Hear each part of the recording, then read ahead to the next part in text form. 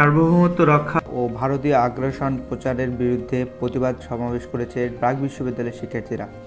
আজ মঙ্গলবার দুপুরে সেন্ট্রাল স্টুডেন্ট অব ব্রাক বিশ্ববিদ্যালয়ের ব্যানারে বিশ্ববিদ্যালয়ের প্রধান ফটকে তারা এই প্রতিবাদ সমাবেশ করেন।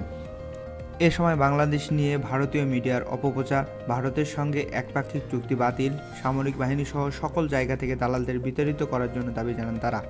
প্রতিবাদ সমাবেশে বক্তারা বলেন, সীমান্ত হত্যা, ভারতীয় আগ্রাসন বন্ধে বর্তমান সরকারকে গুরুত্ব দিতে হবে।